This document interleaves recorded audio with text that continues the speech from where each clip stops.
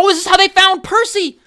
This is how they found Percy in the story! We do a little bit of planning. At dawn, we plan. Her name is Larkin. Larkin!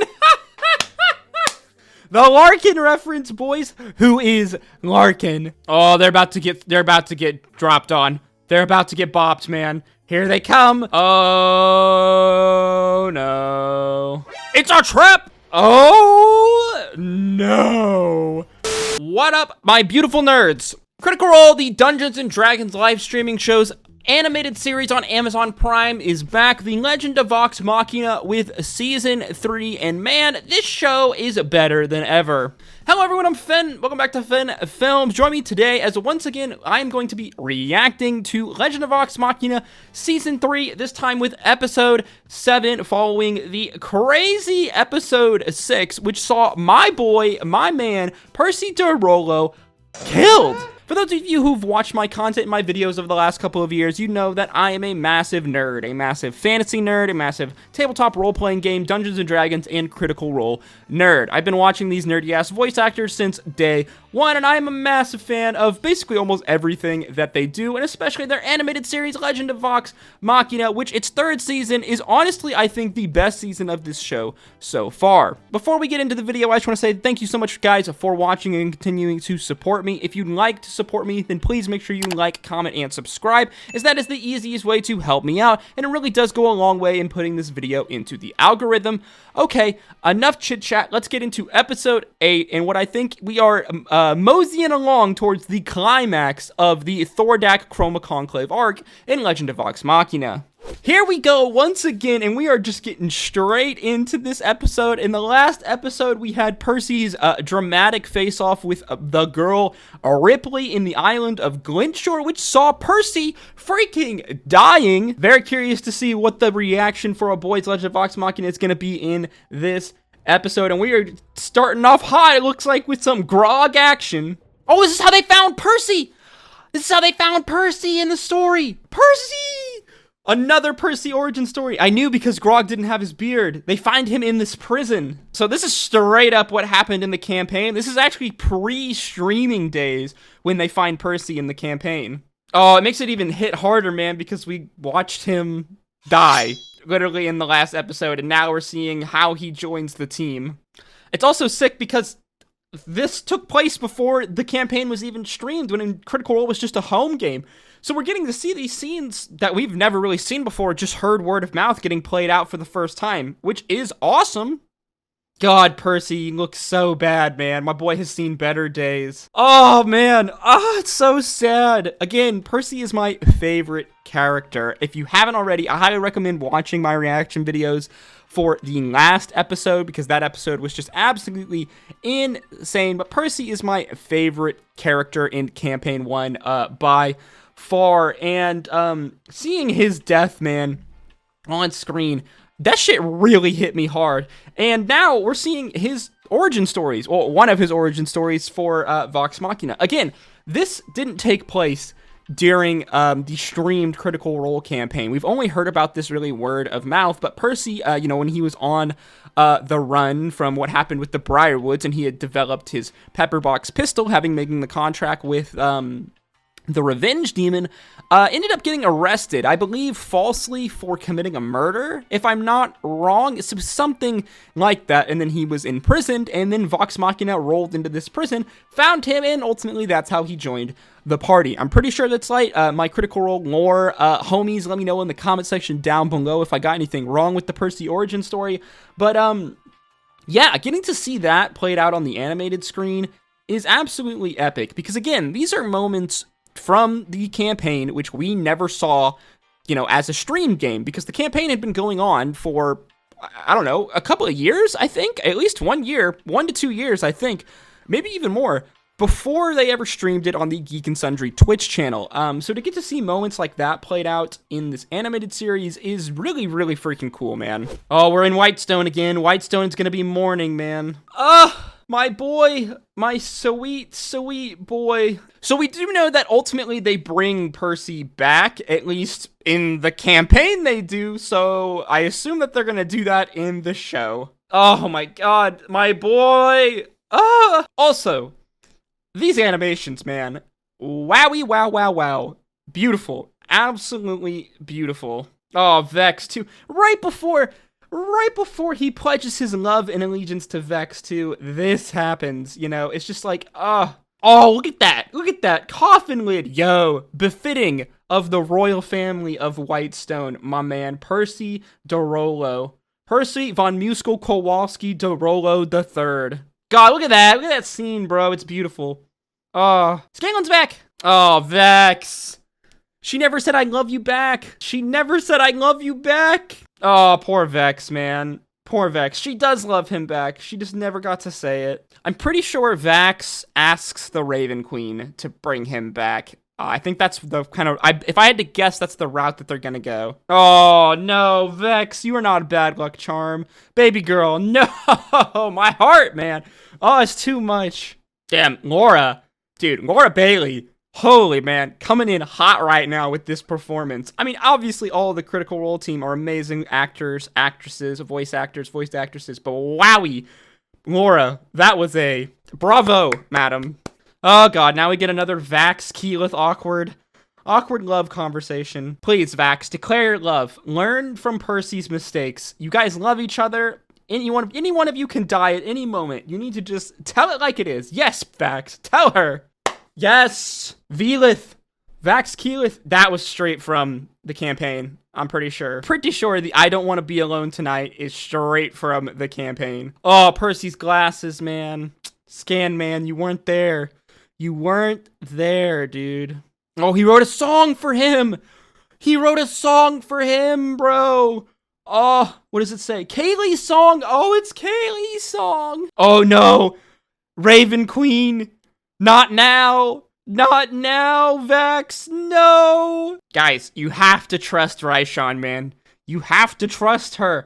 At least for a little bit, you know? The enemy of my enemy is my friend, and Thordak is giga strong. So they don't know that Thordak killed their mother and destroyed their town when they were children. I'm pretty sure that they don't know. Wait, Vex is leaving? Vex, where are you going? Vex, get your shit together, Vex. Bye, Rodin. They're home. Yup. That's Vax and Vex's origin story, man. It killed their mother. It destroyed their town. Damn, they really went like all in on this kind of like reveal in the show. I like that. I like that angle that they're playing. You know, it definitely is motivation for Vex and Vax. I love that shot of young Vex and Vax with the fire, you know, the fires of Byrodin, right? Because this is a core kind of motivating factor for their characters, and it just shows Matt's genius as a DM and a long-term story planner. I mean, Matt, God, what more can I say about Matt? Matt is a genius when it comes to long-term storytelling. This dude is playing chess while everyone out here else is playing checkers. My dude is thinking so far in advance, not only in this campaign, the story of campaign 1, you know, setting the scenes with, you know, Vex and Vax's backstory that, you know, Liam and Laura made about Byrodin and the burning of the town, linking that in with, you know, the Chroma Conclave arc, with, Thordak giving them the motivation, but also just in all of the campaigns in general. No spoilers, but for everything going on in campaign 3, it is just a master display of long-term storytelling. Okay, so it looks like we are planning our assault on Emon to take on Thordak, which I imagine is not gonna go well because they need more allies. They need more power. I love these moments from Grog when Grog is like, you know, Grog's like a comedic character, low-end character, but these moments of Grog, how Travis plays him, where he, you know, it's like he's the smartest one in the room for like brief moments, and this is one of those. Yes, we need Singorn. We need our dad, Papa Elf, our estranged father in the Feywild. Are we making another little journey to the Feywild? Oh, in Pyra. Oh, that's a sick scene, man. Gosh, Giga Volcano. We gather the Ashari of Pyra. We gather the elves of Singorn, the herd of storms of Grog's people, the gathering of the allies. Earthbreaker Groon in Vasselheim, my boy. The Stormlord. Yo, timeout. Pause. Did you guys see that? There he is, the Stormlord, man. This little Stormlord teaser. Kasha and Zara, man. Everyone's favorites. Probably the favorite guest characters, I would imagine, from Campaign 1. Who would have thought that they would play such an integral role in the story whenever they first made their kind of guest appearances? Oh, wow. The Feywild, man. Oh, we get the Vex and Daddy scene. God, he's such a dick, man. Come on, Dad. Don't be such a freaking prick. God, he's such a prick. Damn, that's rough, man. Thinking that it was their fault as kids for the death of their mother. That's so messed up. Dude, their dad is a real bro. Tell him, Vex. Tell him. Let him know that he is a shit dad. Damn, the daddy issues are freaking real, my man. Fathers out there, be good to your children, dude. Oh, wow.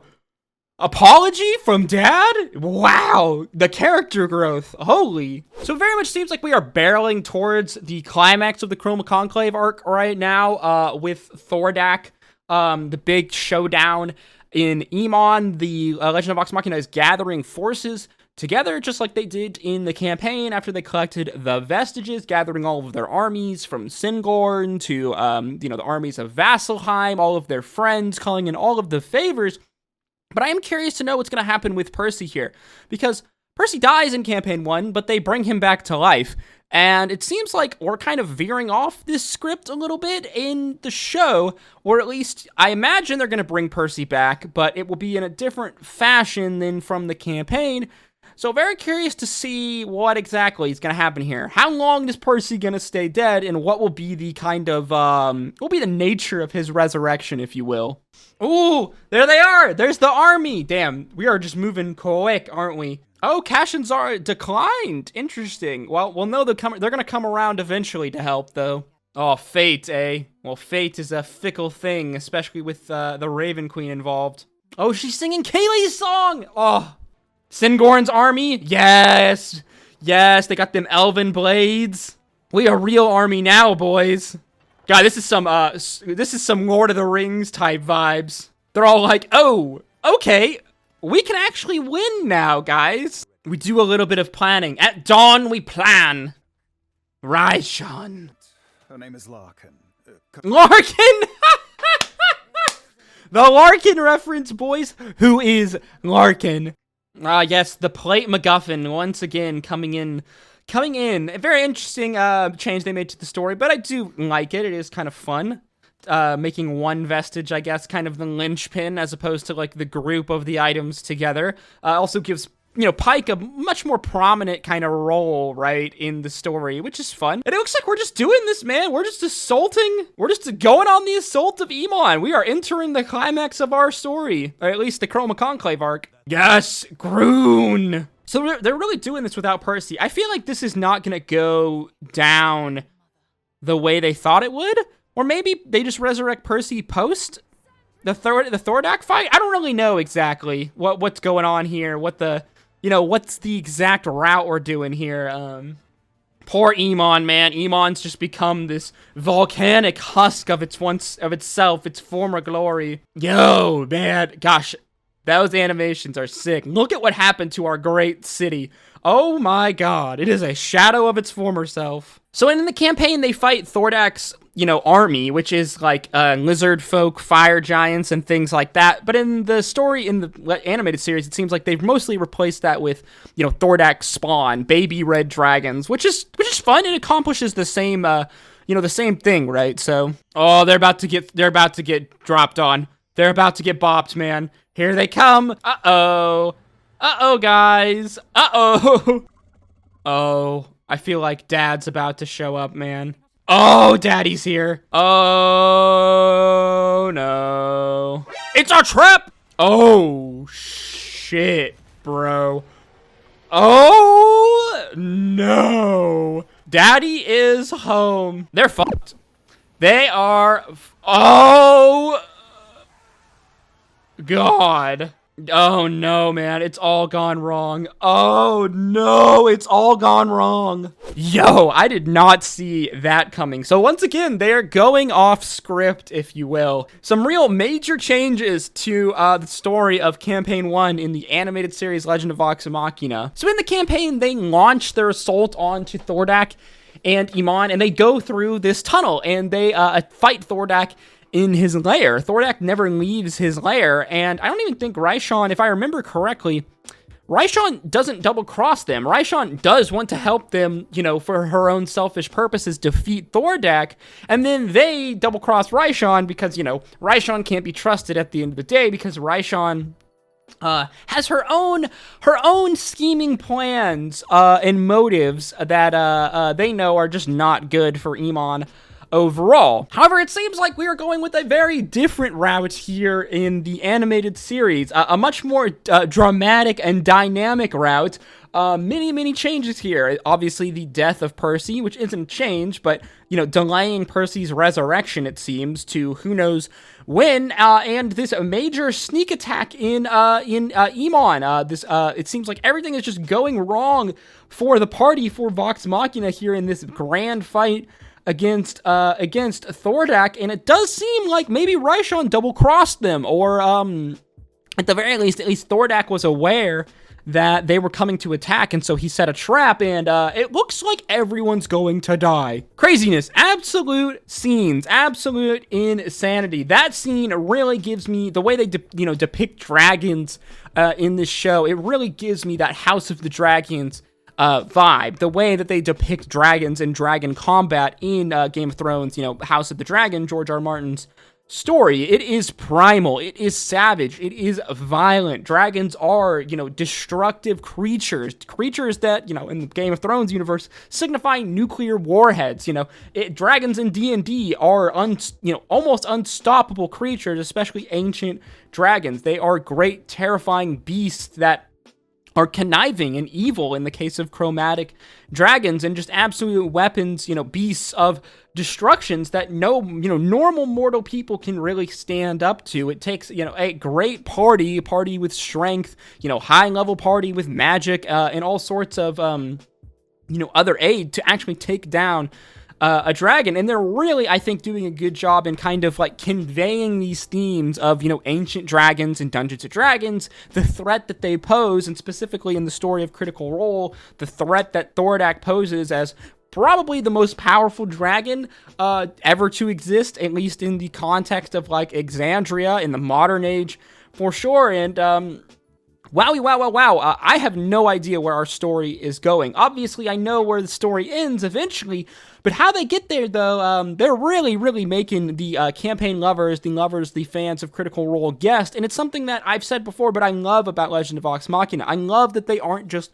copy-pasting the story of the campaign into an animated format. I love that they're having fun with the story adaptation, that they're changing things, rearranging stuff, bringing in new, plot beats, story beats, new, character motivations into the animated show, because it feels like I'm watching something new, something familiar, but something new. And I think that overall, most of the changes that they've made to Legend of Vox Machina from the campaign, I am personally a fan of. I've talked about this a lot in like a lot of other videos, especially in videos that I've talked about in relation to like, live action adaptations, whenever like anime or books are made into live action adaptations. But naturally, in order to adapt this stuff to another media format, specifically in this case, adapting a D&D campaign that spans hundreds and hundreds of hours long into a 12-part, 12-part in every season animated show, each episode being around 25 minutes long, is no easy feat. I mean, they are having to condense